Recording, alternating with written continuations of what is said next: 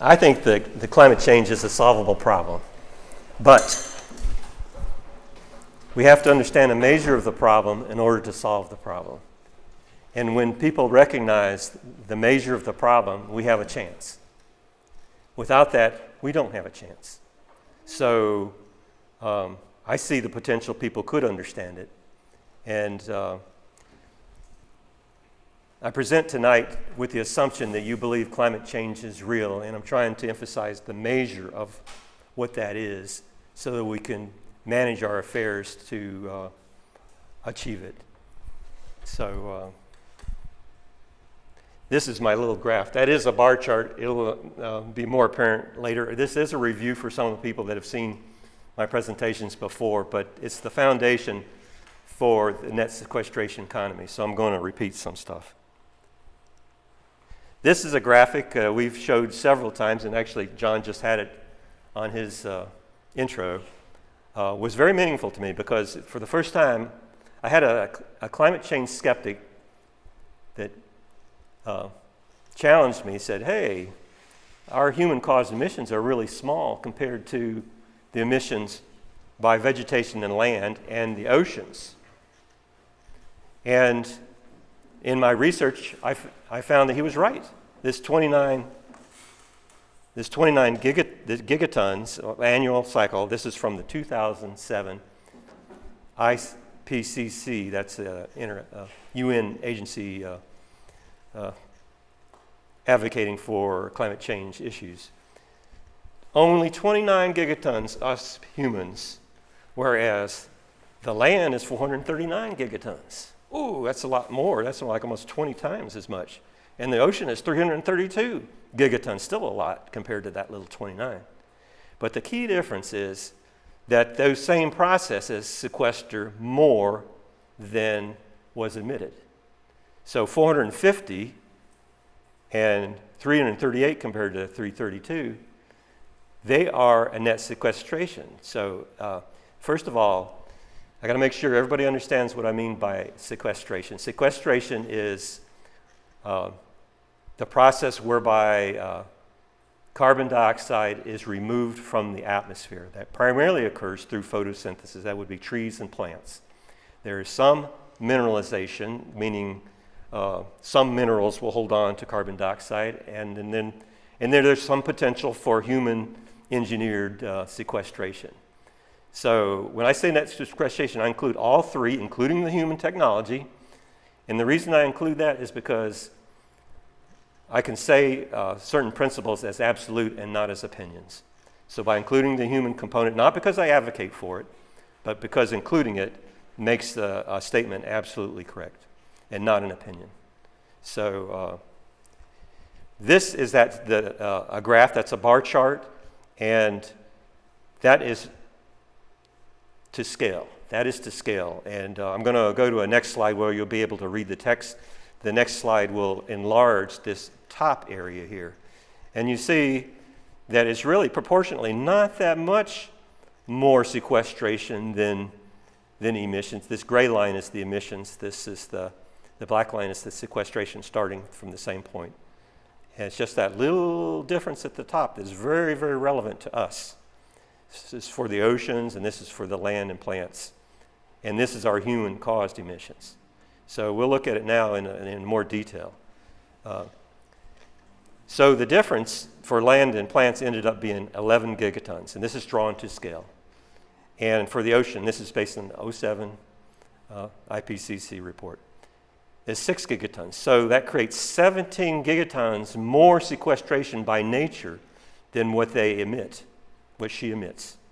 So the good news is that most of our human-caused emissions are in the carbon cycle, most of them. 17 out of 29, according to these numbers. So that's the good news. The bad news is that the portion that is over that amount is added to the atmosphere, and it's cumulative. And that's where I ask people to think of this like a financial metaphor, in that if we are living in a way that we can't meet our expenses with our income, we borrow money to to supplement our income to meet our expenses. And in so doing, we go into debt. So every year that we go over net zero, and net zero is equal to the amount that can be sequestered, it's added on top of all previous years over emissions. And so it just goes up and up and up and up, just like a financial debt. So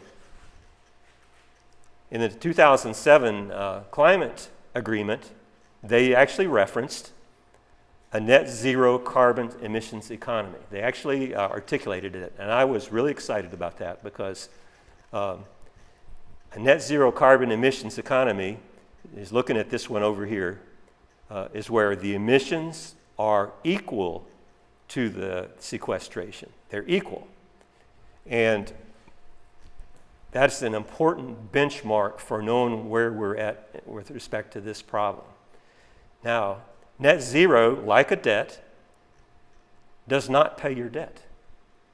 It does not pay it. Net zero only stops from adding to your debt. So if we're borrowing money year after year after year, finally get to the day where we don't borrow more money, we're not out of debt.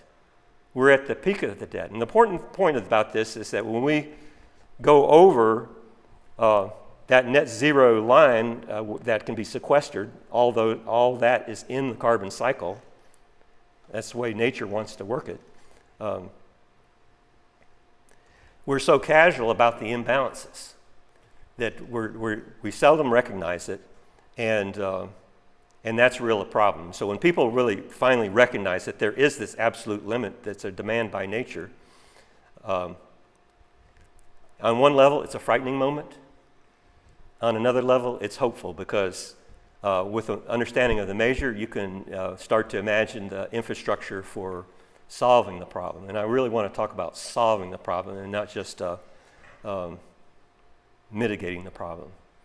And it is solvable, but it requires people having that recognition that emissions are absolutely must be limited to. And the next step, because you haven't paid your debt, because there's still a debt out there. In other words, the impacts of climate change are related to how high the carbon concentration gets. The higher it gets, the worse it gets. So what to do about that? Well, we need to remove the carbon dioxide from the atmosphere. Well, how do you do that? You do that, and this is the only way to do it, the only way, and that certainty is really a motivator for me to share this. The only way to take carbon dioxide out of the atmosphere is to have emissions that are lower than what can be sequestered. That's the only thing that does it. So this chart here represents if our emissions were limited to less than what can be sequestered, this line being sequestered, then that extra carbon would be coming out of the atmosphere, and that would pay on our debt. So I think it's reasonable to ask, what level of emissions from us personally would be in balance? What level of emissions would not add to our collective debt as an individual? So I took those numbers from the IPCC, the 17 gigatons, and divided it by the world population of 7.3 billion people, and I came up with an estimate of 2.6 tons CO2 per person. That would be a fair share of carbon emissions. If all the people in the world limited their emissions on average to that, we would be at net zero today. So that begins to solve the problem. Again, net zero doesn't pay the debt. It doesn't remove carbon from the atmosphere, but at least net zero is really important as a benchmark, as a framework to understand where we're at. When we see carbon concentration going up, as it did last year, by 3 parts per million, and you can extrapolate that into gigatons of carbon dioxide, that isn't even an estimate. That's a record. That's very precise and easy to determine. And if it's going up, that's bad. If we're staying level, well, it's not good, it's not bad, as you're not making it worse. But reducing your emissions to less than what can be sequestered, that would be good. because then we would be paying our debt, and we absolutely need to do that. So 2.6 tons per person. The only way to lower atmospheric concentration is to lower our emissions to less than what can be sequestered.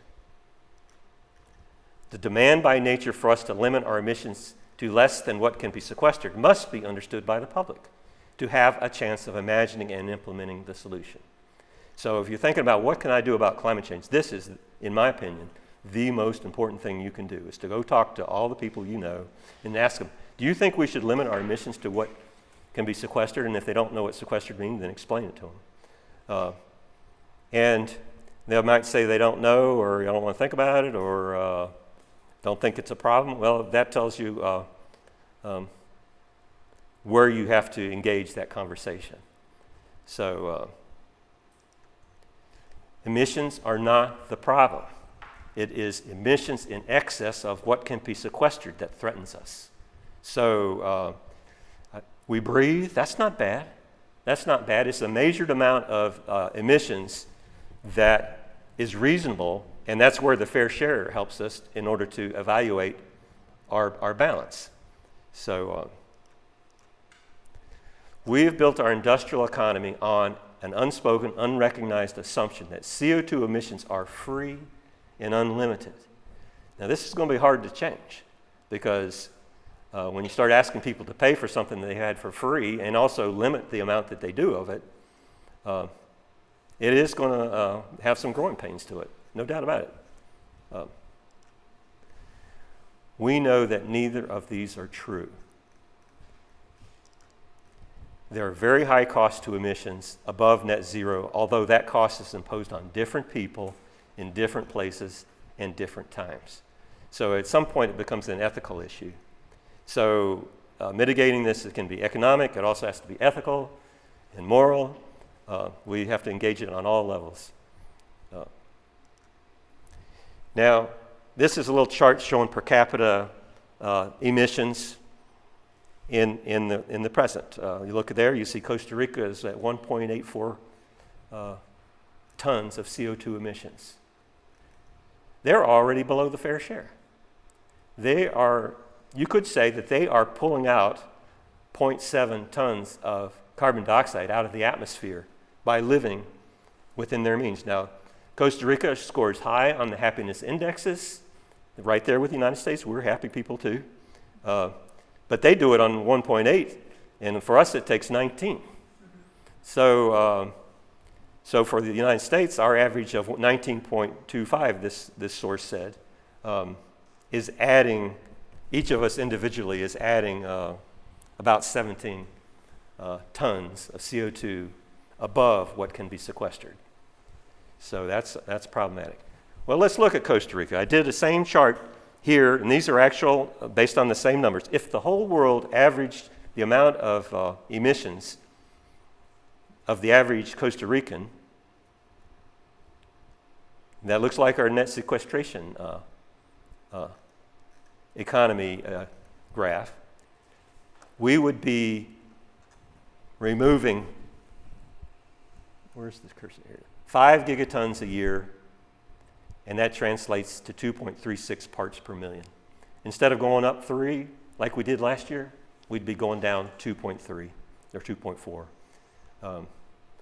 So that's what a net sequestration economy is, and that's what the meaning of this graph is. This is the emissions, and because it's less than the amount that can be sequestered from all sources of sequestration, it pulls carbon dioxide out of the atmosphere and pays our debt. So now we can look at how we might do this. And the main subject of this presentation is about carbon pricing. And I definitely have some biases, and I will show them to you, but I also listen and want the conversation to continue. But in any case, carbon pricing creates a transaction cost sensitivity to carbon emissions. Now, carbon pricing has several forms. Well, first of all, this creates incentives to reduce emissions through conservation and efficiency by making emissions more expensive. Encourages the production of non-carbon energy that it's not subject to pricing. In other words, solar and wind are not carbon. So therefore, with a carbon tax making the traditional fuel sources more expensive to use, that makes the renewables more valuable and more economical. And it can create funding sources for sequestration and regeneration projects. That has a wide range of things that could be reforestation, it could be carbonizing your soil, it could be just our imagination still has to wrap around this and new ideas that we haven't even thought of yet. So the collective genius is put to work. We're going to be impressed by what people come up with.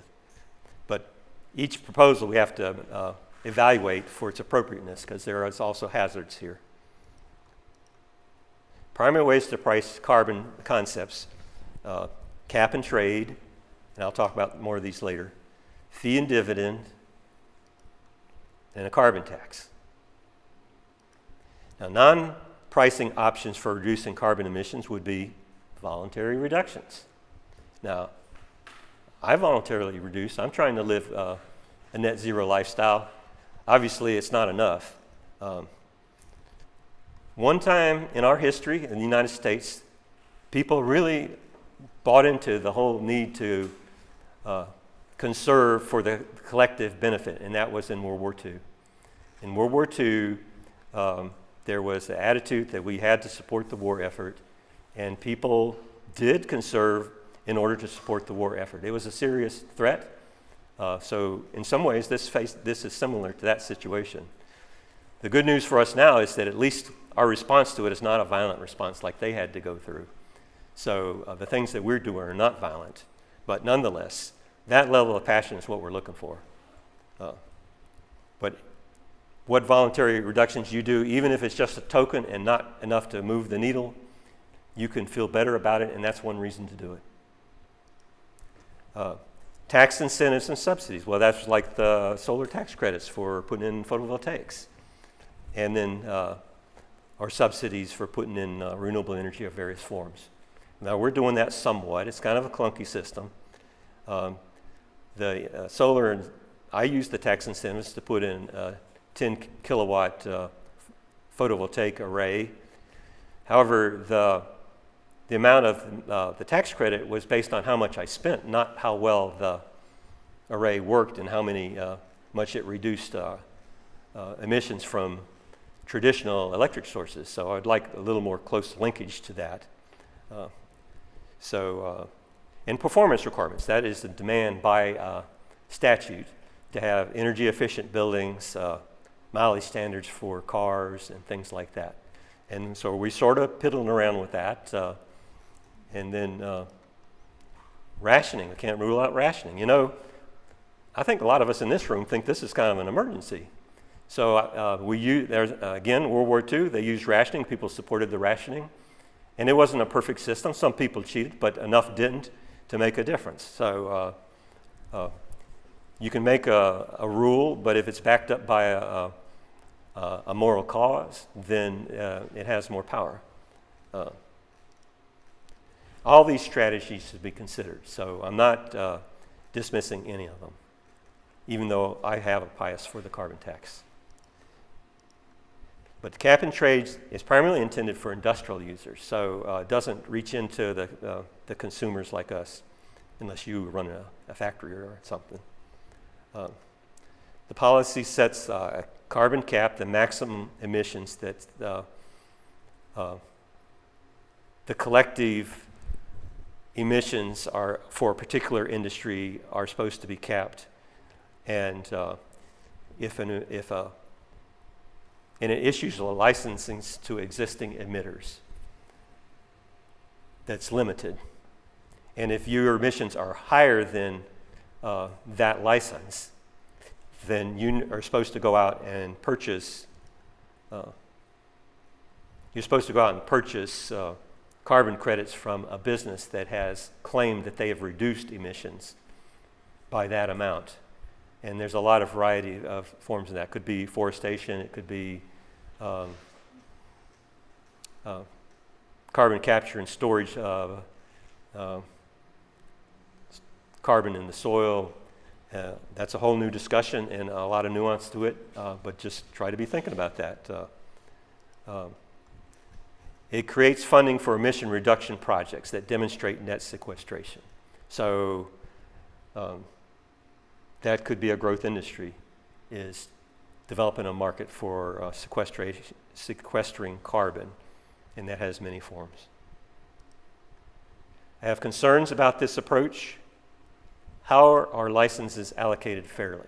I'm still not, in my mind, comfortable with the idea of giving somebody who has traditionally had a high emissions a license so they can sell that. The idea is that they're supposed to sell that in order to get the money to buy the equipment to reduce their emissions. And there's some merit to that, but is it fair that the people that are already in high emissions can claim this credit? So that was one concern. And by the way, California, who is, as a state, is the most aggressive related to climate change, and they're trying to achieve a complete renewable energy grid by, I think it was 2060. Now that's still a slow schedule, but nonetheless better than any other state. So good luck with that.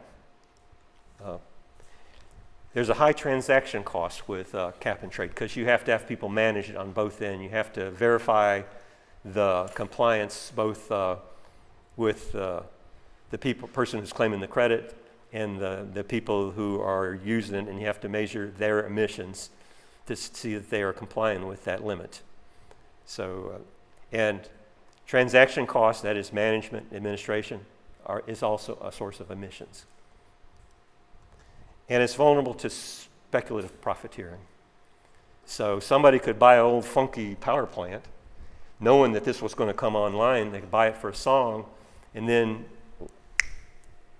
comes cap and trade, and now there's some money for that, and they can make a profit and walk away with millions of dollars. You know, I don't know if I have concerns about that. So, and the public's not involved. Now that actually is an advantage, and that's likely why California wants to do it, because you could make these laws that demand industry comply with these emission caps, but the public's not involved, and therefore they would have impact indirectly as the additional costs are passed on to the consumer. But it doesn't capture everything. So it's not inclusive of all our economic activity. So I think it's a little clunky in my opinion. So one useful thing about the discussion about cap and trade is that it gives us a platform to talk about the measure of our goals. And an example here in the state of Virginia is that Governor Northam has proposed that we join the Regional Greenhouse Gas Initiative, it's the Northeast states,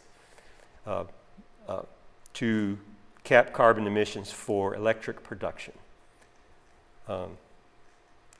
And I appreciate that he's doing something. And that discussion gives us a platform to talk about the measure of carbon emissions and compare it with what we need to achieve to get it done. And so I'm going to use Reggie is the nickname. I'm going to use Reggie as an example of the measure and whether or not it's enough to get the business done. They're proposing to start out at no less than 33 million tons of CO2 per year for the state of Virginia. Now granted, not all electric produced in Virginia is consumed in Virginia, and not all electric consumed in Virginia is produced in Virginia, but I'm just going to give myself a pass on that one. I'm going to average that emissions by the population of our state, 8,470,000, and to come up with the average of 3.9 tons of CO2 per person for electric production. Just electricity. Doesn't include transportation, doesn't include farming, it doesn't include, it's just a lot of stuff that's not included in that. Well, the fair share was 2.6 tons, and that had to include everything, including a portion of the public sector. So in other words, our nation of 300 million people, a lot of emissions are consumer emissions, but the things that our government does are not captured by that population. So the pie of emissions for our personal, individual, and households includes a slice that represents the public sector. So that we can't even personally use all that whole 2.6 tons. Some of it has to be for supporting our common efforts as government, welfare, military, universities, and so forth and so on. So, but if we all did average that 3.9 tons, include for everything, not just electricity, we would still be adding 1.3 tons of CO2 per person per year. So that, I was going to use this metaphor. If you're a pilot and you're trying to get over a ridge, and so you're trying to set a climb rate, would you set it for almost getting over the ridge? Almost getting there? No, you wouldn't. You would try to turn aside, and you would try to lengthen your flight path so you had time that climb rate, if you were going at your maximum climb rate, so you could get over that ridge. Well, that's what potentially this is better than nothing, gives us more time. But it is not the solution, and don't want people to feel so comfortable that we did something that they stopped looking for a way to increase that climb rate to get over the mountain. That's real critical. Okay, guy. Oh, okay. Yeah, I just said that. So fee and dividend. Now, fee and dividend charges a fee at the source. It's primarily intended for fossil fuels. And the way that works is that, and I'm not sure of the details of how they're proposing to collect the fee, but what I'll say now will apply to the carbon tax also. But the first transaction, the first cash transaction that occurs after the extraction. So in other words, you mine the coal and you sell it to somebody. That first transaction gets hit with the whole carbon fee, and the carbon fee is set at a fixed rate per ton. And then from then on, they pass it through to the consumer, the business or the individuals, whoever buys that product down the line, are a market rate that includes that tax. So in the case of fossil fuels, it is really easy measurable. You make the assumption that they call it fossil fuels, maybe it should be called fossil energy so we can imagine a way of not using it as a fuel, because that's really our task, is to not use it as a fuel. But nonetheless, all fees are collected and returned equally to all citizens. Now, this is a strategy, a political strategy, to avoid being called a tax. By returning all of the fee to equally to all citizens, is revenue neutral, and therefore they're not gaining revenues for the government. So that's interesting. So it's revenue neutral, no funding by being revenue neutral, there is no funding for regenerative projects. So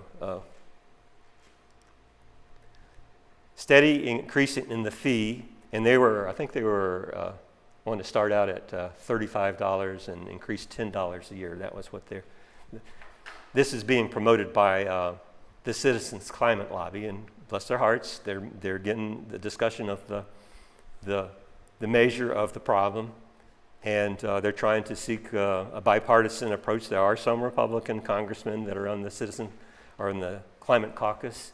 Not many, but there are a few. And they see this as a market solution. But again, it's the increasing the cost of the energy that you purchase will increase the incentives to be energy efficient. And so therefore you make improvements with your car, your transportation, your lifestyle, all different ways. And it does include the whole economy because it doesn't separate industries from consumers. We're all involved, and that's a good thing. And it creates incentive for investment in non-carbon-based renewable energy. That's the solar, the wind, tidal, energy that's stored and produced without the use of carbon. And because the price steadily increases, the people in business and us as individuals will see, hey, in 10 years, the price of energy is going to be way higher. Why don't we make these energy improvements now before the energy gets too high? Even if we go up that $10 next year, then after the first year that's implemented, it's still a low price relative to the future. And you can put it in your spreadsheets and figure out how this is going to impact your business, your personal finances, and say, hey, we better get with the program and put in renewable and develop our energy conservation in our home, in our businesses, in our lifestyles. So that's a good thing. The Citizens Climate Lobby claims that 70% of the citizens will actually increase their income or remain flat after paying the fee for their higher energy cost. This may indeed make it a more popular idea to get passed if some people are actually making money, particularly low-income people. And so in that sense, it is a progressive tax. Eli, yes. Are fees and dividends essentially the same thing? The fee is the collection, the dividend is the return. Okay.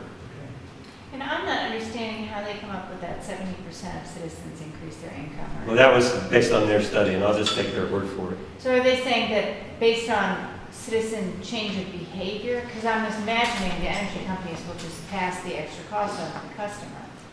So they do, but they're saying you would get enough money back that you would be compensated for that extra cost.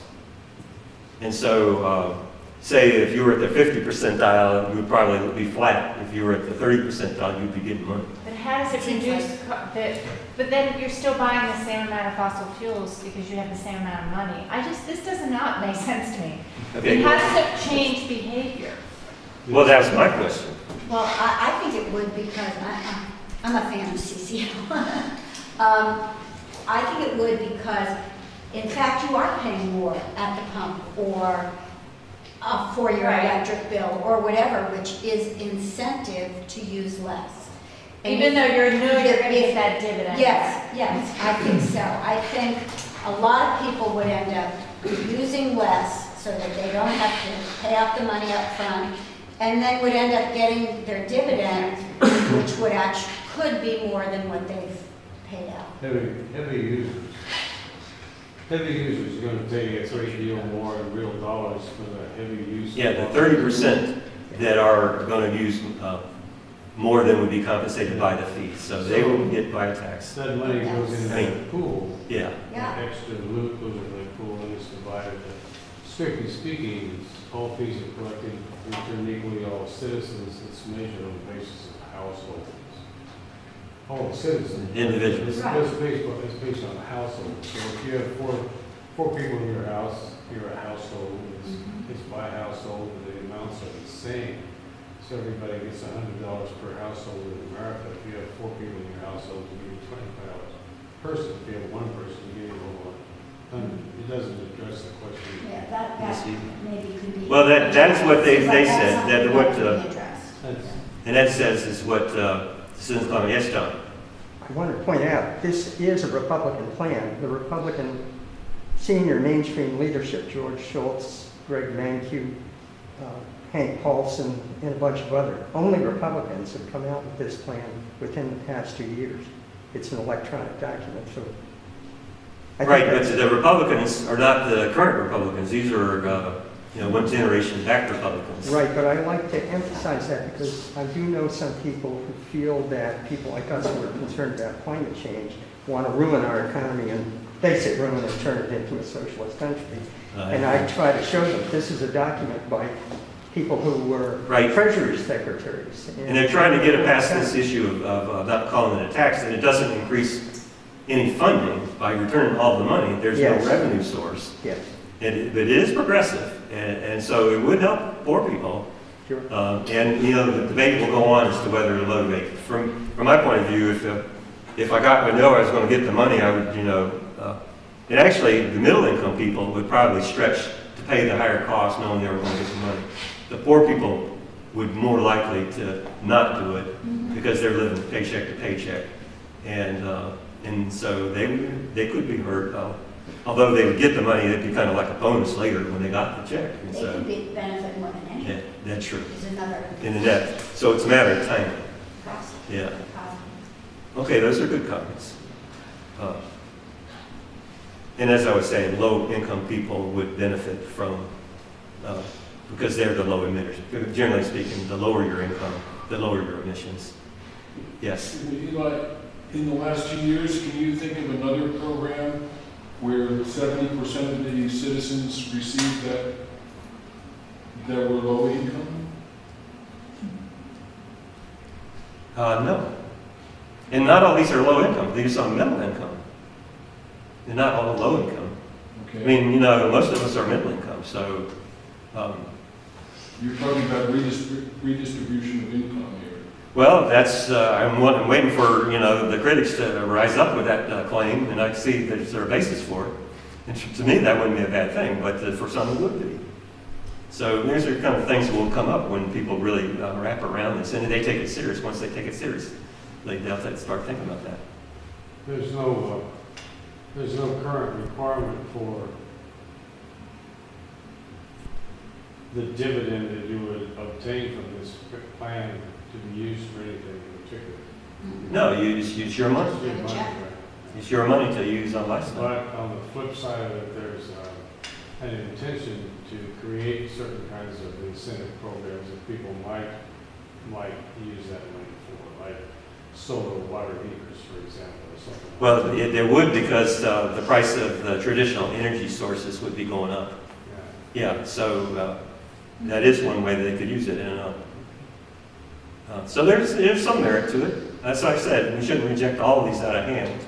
And I don't think I'm going to get my perfect solution, even though I'm going to present it to you tonight. At least with my current discernment. My discernment is evolving, so. Well, darn, Eli, we paid for this. You doubled my salary, didn't it? Oh. Yeah, and that was the question I already asked. So a carbon tax.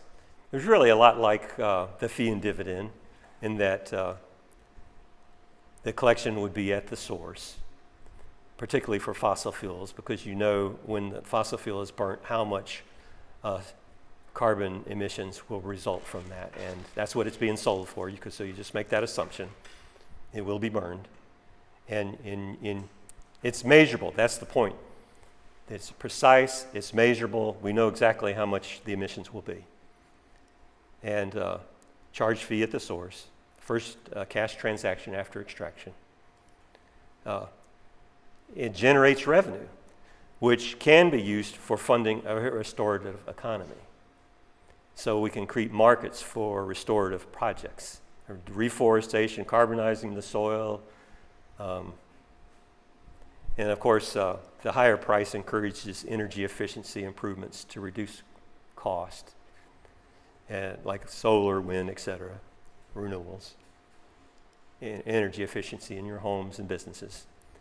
Adds value to non-carbon-based renewable energy production, making it more cost-effective for businesses to develop renewable energy. A steady pre-announced increase rate motivates early projects to reduce future cost. Again, that's just the same as the fee and dividend. When there are people looking at their spreadsheets and say, oh, it's going to cost so much more in 10 years, we better invest now before it does cost too much. So we start out at a marginal increase and then, but steadily increase. And I propose that we increase at a percentage and not as a flat dollar amount, but a percentage of the previous amount. So in that respect, I'll go to this. So this is a proposal. And I base it, this would have to have a lot more study to see what the impact of this would be. But hypothetically, we'll say we start at $50 a ton of CO2 emissions, and then increase at 10% a year. Now, this is a spreadsheet, so I can change that 10% to 15%, and we can look and see what happens when we do that. $50 a ton results in a gas, this column here is what the impact on a gallon of gasoline, because that's something we experience and can sense how much that's going to impact us. You're talking about 48 cents a gallon? 48 cents a gallon. So it's pretty, the market price fluctuates more than 48 cents. Increase in 48 cents, in addition to the market, whatever it's doing. And if we compensated everybody for the fair share of the 2.6 tons, that would be $130. Not much. So that's not very earth-shaking. Really, the impact is knowing what it's going to be in the future. So I highlighted every 10 years so we could look at 2030. 2030 a ton is $130, and the impact on a gallon of gas is $1.23. Still, relative to Europe, not that much. And the fair share rebate is $337. So let's. Where exactly? Could you explain fair share rebate? Okay. Earlier I was saying that we took the net sequestration by nature of 17 gigatons and divided it by the world's population. And when I did that math, I came up with 2.6 tons per person. If the whole world averaged 2.6 tons, we would be at net zero. So the idea is that people should not be taxed for that 2.6 tons. We should not be taxed to breathe. And a modest amount of emissions should not be taxed. Again, it's not emissions that are the problem, it's emissions in excess of what can be sequestered that's the problem. And so that 2.6 tons represents what we should not have to pay for. And so sending the rebate means, and it even could be a prebate for that matter.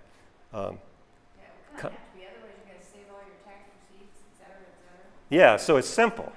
It's simple, and I don't divide by income either, because that one that gets past the political argument of calling it a redistributive policy to take from the rich and give to the poor, although the reality is that the rich people are going to burn a lot more energy, so they are going to pay higher, but they have the option of living within the fair share and not paying that tax. So that's totally fair.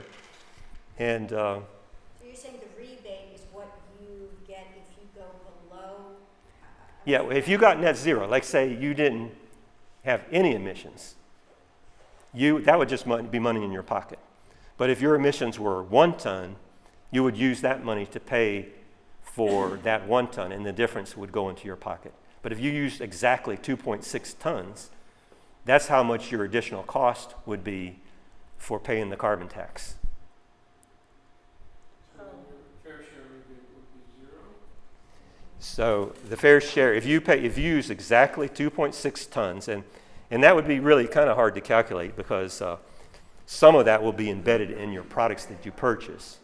And it's probably, until we get enlightened policy for labeling carbon emissions on our products, one thing that this does is that communicates that emissions into the price of a product.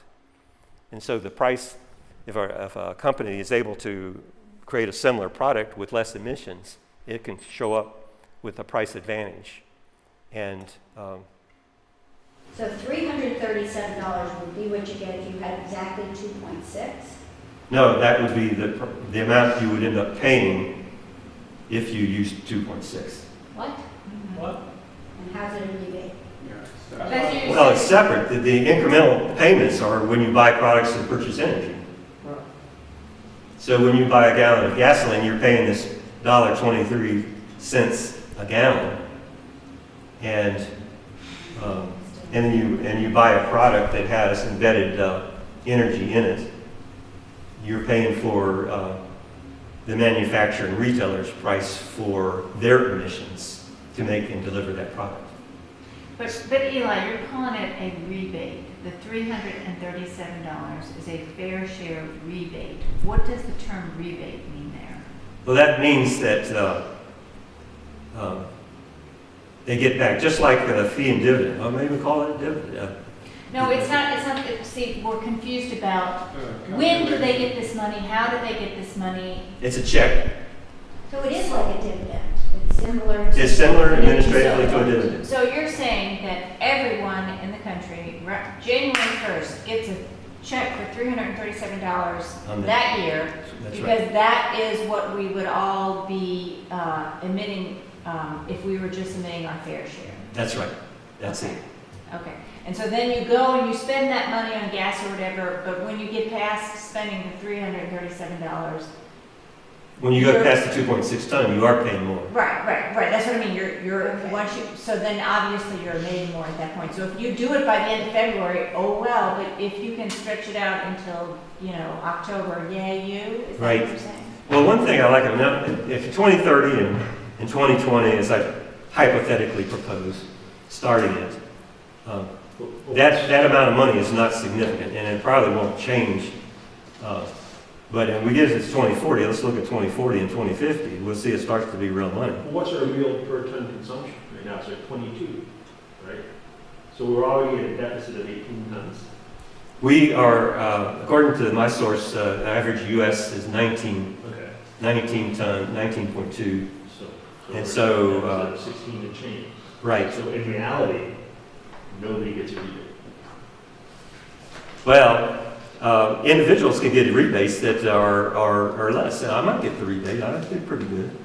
Actually, I'll probably be a wash because I do go visit mom and I go see my daughter. And, traveling for me, I actually live in net zero locally, but traveling is what eats me.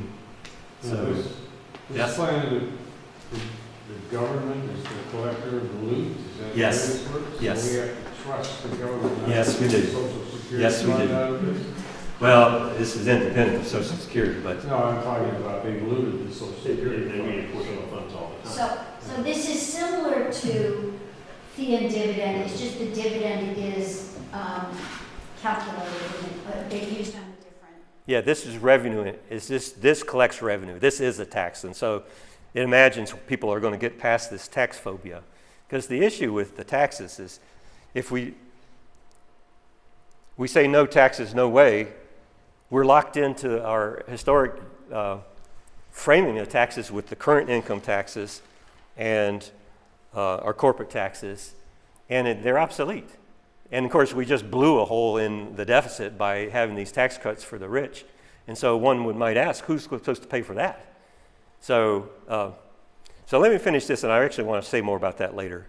But 2040, now we're looking at $336 per ton, and our gasoline addition is $3.20, and our fair share is $875. So it's going up, and that's at 10%. And I would also propose that one of the advocates for cap, they say, well, we know what we have to cap it at, and so therefore we set the policy to limit emissions to that cap, and there's leakage in that cap, but at least they have a cap. This does not have a cap, and that's one of their criticisms. But I say that the policy has to have a goal that recognizes a cap, and if 10% ain't getting it, then you increase it to 11% or to 12% until you get the trend pattern to match what we need to achieve to solve the problem. So you have pre-announced minimum increase. Everybody knows that. But if it doesn't motivate people enough to get the emissions to what it needs to be, then you increase the tax. We absolutely got to count on an enlightened public to, and I tell you, in World War II, where everybody was pulling together, Republicans and Democrats, the government performed pretty good and had a program to deal with a challenging issue. And however, this is all, again, predicated on the assumption that everybody recognizes that the demand by nature that we limit our emissions to what can be sequestered. Without this is sort of an academic exercise. But the purpose for us talking about it tonight is so that we can imagine what that would look like, so that when that time comes, and I'm making the assumption it will come, because that's our only hope. That's our only hope, and it is understandable. People need to understand it, though. And that's the most important thing you can do, is to bring it up and ask people. And don't assume that anybody, regardless of their political or religious affiliation or any other category of people, won't get it. Don't assume that. Yes?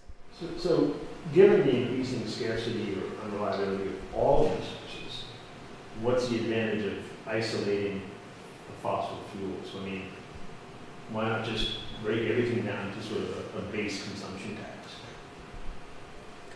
That's effectively what this is. Well, I'd have to think about it. I'd have to know more about it. And it is similar to the flat tax. I know that was the libertarians that promoted the idea of a flat tax. Not flat, because it's still progressive, it's a consumption tax. A consumption tax, but it's flat based on the amount you consume. It's flat relative to what you consume. And so the higher consumption would pay the higher tax. But it is regressive in the sense that poor people do have to consume when they don't have as much money to pay the tax. And actually, they did have that in their program. So it is similar. That was the fair tax. It is similar. But this is targeted specifically to emissions, which is the core threat that we are facing. And so that's why I would favor this at this time. But I'll talk more about that, and you might convince me. So one of our goals is to stay open, because a lot of things have got to change. And so I would entertain that. It would have, in this case, the fair share represents a real measurable metric. And that's one thing I like about it. Anyway, let's look at 2050 to close up this. 2040, now our gas is $3.20, fair share is $8.75. No, yeah, $8.75. There we go. So now the gasoline tax is $8.29, and the fair share is $2,268. So if you lived a net zero life, you would actually have that money. And actually, you could use that money to reduce your need to go to work.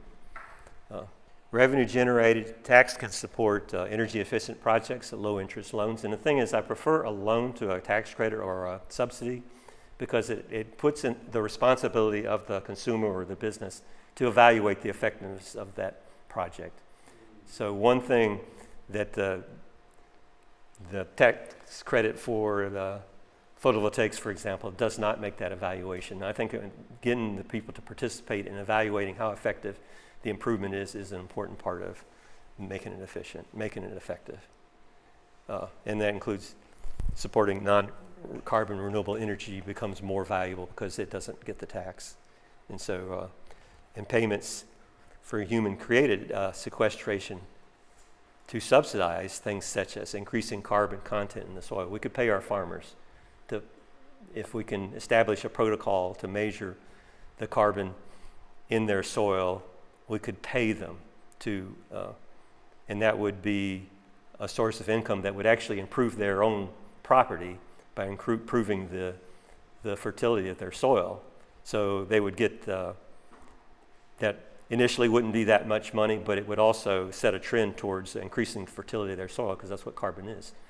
Well, how do you do that? What's that? How do you make soil and more carbon? Well, Because green things pull carbon out of the atmosphere, Plowing.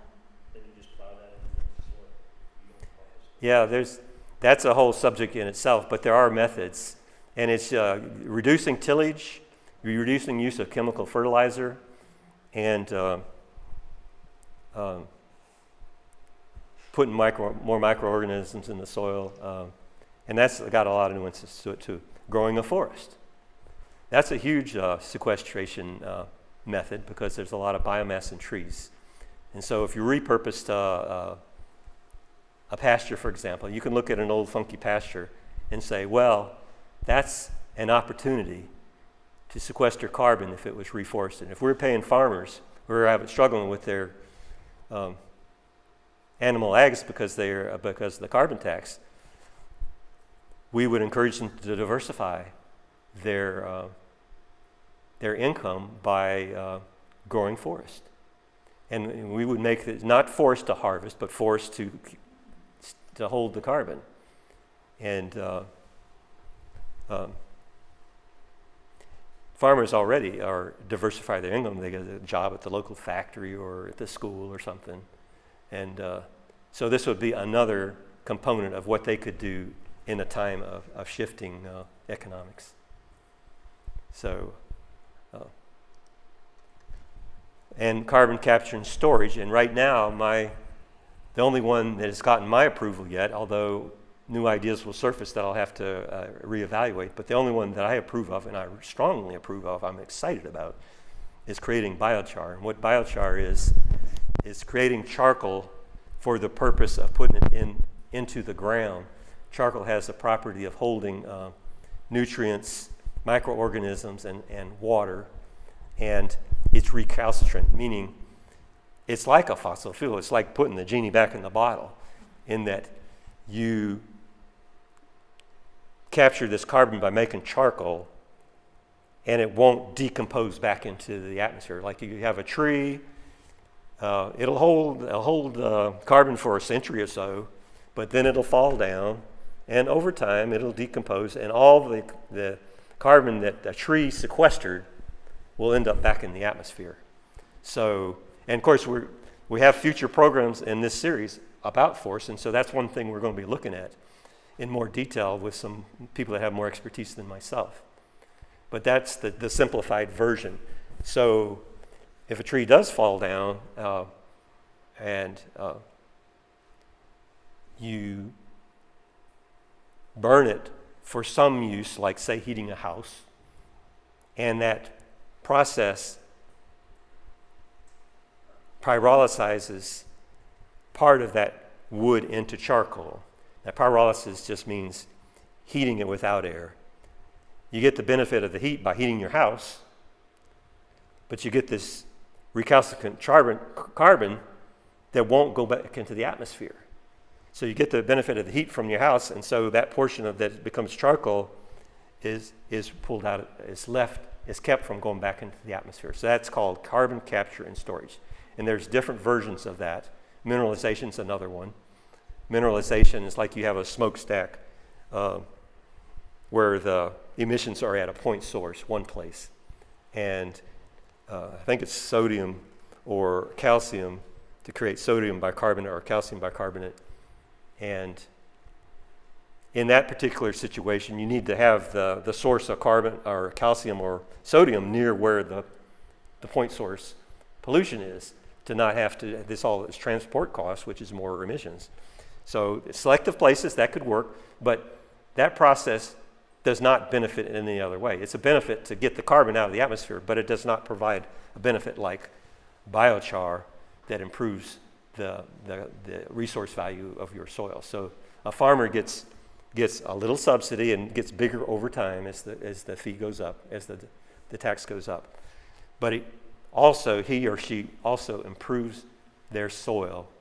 And also in the realm of shortages coming up is phosphates. Phosphates are a limited thing. And our reliance on mined phosphates for our bulk agricultural system are going to be threatened by limited supplies. And so this would be addressing that issue also, because it would hold on to the phosphates. And so this solves multiple problems. And I'm very excited about this. I could talk all night, but I'll go on. How should revenues be used? Now, I've talked about using it for regenerative projects, and that's the first one we'll consider, like renewable energy, sequestration projects, providing loans. If you can provide a loan such that you can make your energy improvements on your house, such that the savings would pay for the loan, it's revenue neutral. And in fact, as the fee goes up, you get that same loan and it's making you money. By making the improvement, you make money on an annual basis. At that point, there'll be real rush to get this together, to fix their houses up, because they will be making more money than not doing it. And this funding source can provide them the loan, not the grant, not the subsidy, but the loan, so that they, to quicken that economics. So if you borrow it from a bank, you've got to pay the interest, and that's an additional cost. So we want to get people into those projects as soon as possible. So but what British Columbia did, and their carbon tax, and it was the conservative pro-business community that actually pushed the tax, and the reason they did it is because they traded the carbon tax for a cut in corporate taxes. So what that did was it bought them the political will to reduce the corporate income tax. And so therefore, in British Columbia, the carbon tax is being used not just for regenerative projects, but for core government services. So it'd be the schools, the health maintenance, and I don't know what all services, I don't know how they categorize their government services, but police protection, things like that. So they're paying it, and I kind of lean towards just limiting it to the regenerative projects, because one of the concerns I have about using it to finance core government services is that as we become successful at reducing the use of fossil fuels, there will come a point where the revenue will decline, even though the rate is going up. And so if we have our governments dependent on this new revenue source, that'll become a problem at some point. So I'm not firm about that. That's something to talk about. But that's an issue that I bring up for us to think about. And that was one of the things Don was worried about too. I mean, if you don't have limits on how the funds can be used, not everybody's going to be thrilled with the different choices the government's. Right. You know, And I know we're living in a really difficult time where everything's so divisive. It's hard to imagine government acting in a enlightened way, but we're totally counting on it. So get over it, and just try to imagine that it can happen. And we're almost at rock bottom on it. So from that, I hope that people will recognize we got to work together, or we're going to go down. And so you just got not give up on it. But the things I do as an individual won't add up. I'll do it anyways for my own ethical reasons, but we want it to add up. And it goes, again, I go back to this point again and again, it goes through a recognition that we have to limit emissions to less than what can be sequestered. If people don't recognize that, they're not going to do it. But when they recognize that, they see this as an emergency. And it's just like World War II, and there's an enemy, and the enemy is us in this case. So, and I will say something about our political paralysis. It's not like it's an ethnic fight between the Shias and the Sunnis or something like that. We're all in families that have people that are Republican and people that are Democrat, Trump people and Hillary people or independents. So this is a family squabble. It's not, and so in some ways that makes potential for us stopping short of killing each other for these differences, because we really don't want to hurt our families. And so ultimately love's got to surface in this process. So don't give up on love.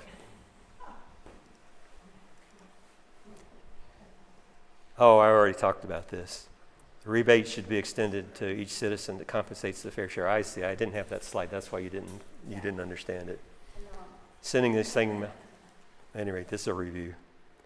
Send it to the same amount to all incomes simplifies the administrative costs, so you don't have to sort people by income. And it's just, you remember George Bush, when he wanted to stimulate the economy, he sent us all a check for, I think it was $1,500. They just got Congress to pass a law And the Internal Revenue Service sent us, all of us, a check for $1,500.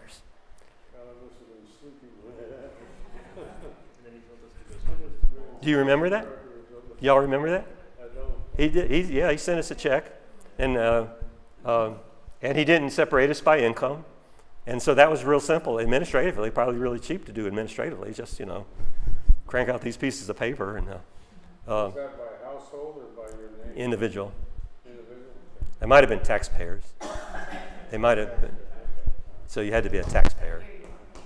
So. You'd go out and buy stuff, That's right. Stimulate the economy. like little plastic stuff. That's right. It had nothing to do with the environment. That's right. And by doing this, it avoids the liability being called redistributive by sending the same amount to everybody. And it compensates people who achieve health and happiness with emissions less than the fair share. So it creates incentive, especially as they get larger. Initially, I don't think it'll really have that much impact, but because the amounts are so small at the beginning. Tax rate chart, we looked at that. All right, what time we got here? I'll go real quick. Carbon dioxide from fires is only one of our sources of emissions. We got carbon dioxide from non-fires. That would be like agriculture, animal agriculture, deforestation. And then we've got methane leakage, and we've got nitrous oxide from fertilizers, from chemical fertilizers primarily. And we've got chemicals that are not even carbon, and which nitrous oxide is not carbon either, but they are greenhouse gases. And you can see from this chart that 1/4 of our greenhouse gases, this chart is based on the heat retention impact, not by the actual mass, but by the heat retention impact of each of these, because they have different levels of heat impact. Like for instance, methane is 25% or 25 times the heat retention per ton or per any unit of weight as CO2. It's 25 times more heat retention for a ton of methane than a ton of CO2. And nitrous oxide is much higher. So non-fire emissions include decomposition from plants and animals, deforestation, nitrous oxides from fertilizers, hydration from cement for concrete. Now, cement has a high carbon footprint, but a lot of that is in fossil fuels used to create this stuff. But there's a significant amount of CO2 that's given off by the hydration of the cement that is not from fossil fuels, but by the chemical process to create the cement. So heating the cement up with a fossil fuel, that would be covered by the fossil fuel carbon tax. But there should be a tax on the hydration because it's a greenhouse gas. So and it's measurable, so we should tax that. And we got refrigerants, and I probably don't have to show. I did work up some numbers on it, and it's shockingly high how a small amount of refrigerants can add up because, and I'll show you on the next slide how much these compare with each other. Industrial chemicals and respiration from animal agriculture. And that's a difficult one to tax, but when people recognize the urgency of what we've got to do, I think that we can be creative and figure out how that could be done also. But I wouldn't start there because it's difficult. And so we start off with the easy stuff, fossil fuels. So where measurable, other greenhouse gases should be taxed based on their heat trapping effect when compared to CO2. So global warming potential is the GWP, United Nations Framework Convention on Climate Change, since they're the ones that came up with this system. Greenhouse gas tax based on how much the chemical would warm the earth over a 100-year period as compared to carbon dioxide for equivalent mass. So what that means is CO2's GWP is 1, because that's the metric. That's what you're comparing it to.